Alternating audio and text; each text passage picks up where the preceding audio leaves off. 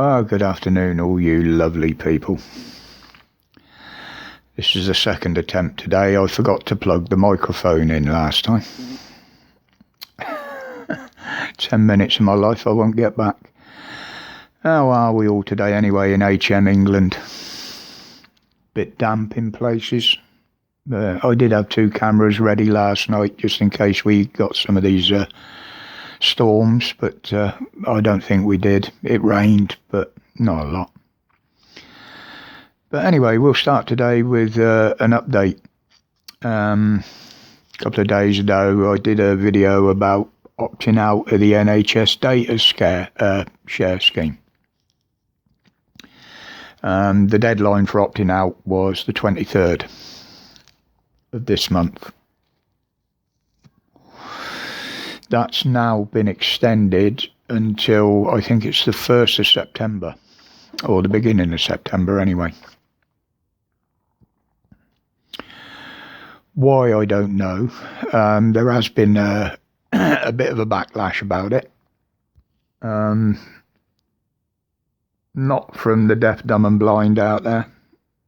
I shouldn't say that's derogatory to disabled people. The sheep, I'll call them the sheep. That only watch mainstream media. It hasn't widely been publicised. So I think in their view they're going to just give it a bit more time, stop too much of a backlash. Well, and I stand to be corrected on this, but if I remember rightly from the Data Protection Act, the only way that anyone can share your personal data is, and I think I remember it saying, is if you opt in or you give your express permission. So why do we have to opt out of something they shouldn't be doing anyway?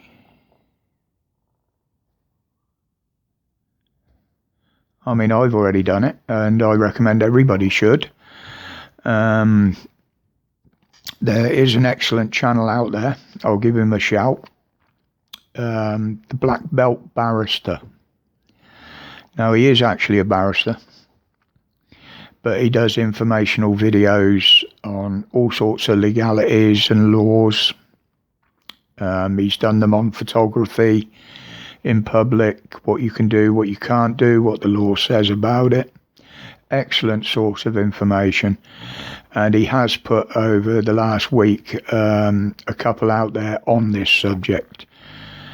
And it does have all the relevant links that work, which the ones I used didn't seem to work very well. But he does have all the links on there to the opt-out, how to do it, etc., and the legalities of it. So go and give it a look. A very handy site to know. And now I heard a story today about the teachers telling want to tell the kids who they can't have to their birthday parties. What the My grandkids invite their friends. They don't invite bullies. They don't invite people that they don't associate with. Why should they be forced to have the class bully at their birthday party because it might hurt their feelings if they're left out of the invitation list? Teachers, go fuck yourselves. My grandkids will have at their birthday parties who they want to have, not who you tell them to have. Not a hope in hell.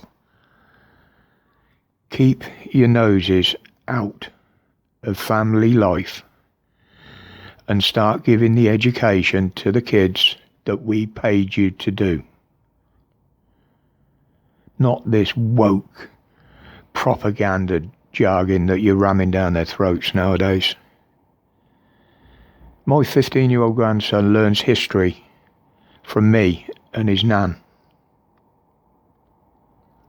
As he said, his recent history, as they call it at school, is our life. It's our lifetime. And who better to teach him about it than the people that have lived it? Not what these woke idiots in the schools want them to believe. Our history was passed down through the generations. They learn from history. Every generation learns from history. Unbelievable. And final rant of the day. Hancock, you absolute knob. You shouldn't even be in the job now anyway. You know, with the accusations alone that have been made, you've been exposed for what you've been doing.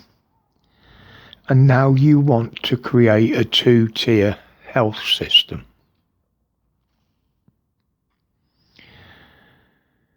Between the jabbed and the unjabbed.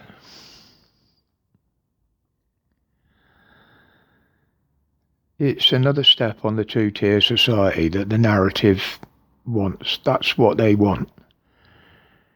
We've already got two-tier policing. That's been obvious. That's been shown over the last 12 months on air.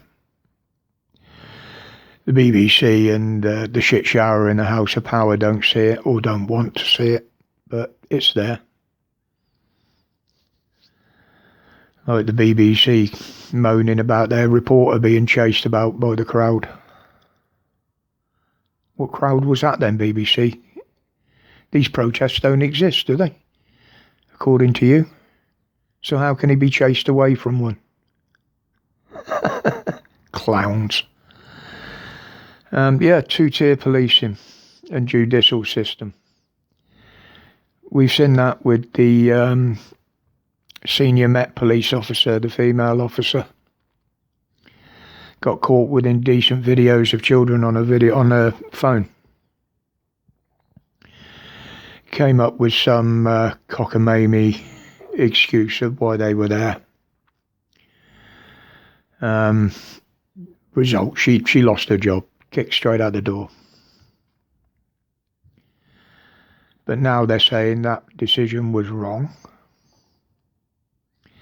They reinstated her back in her job at the existing level, which she was when she was kicked out.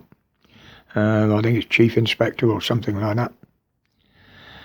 And they're going to give her over 100k in back pay. What sort of signal does this send to criminals? We've already seen you covering up for the grooming gangs.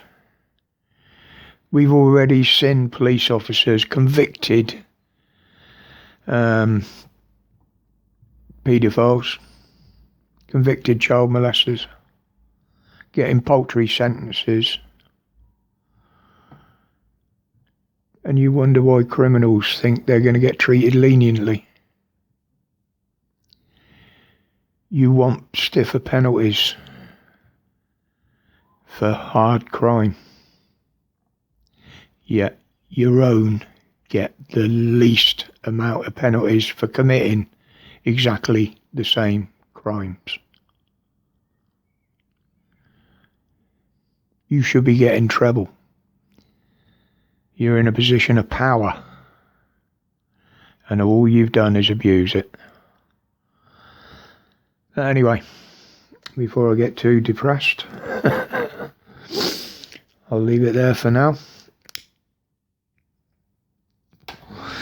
I will, if I get time later, edit up that short casting video I was on about for those of you that are interested in fishing.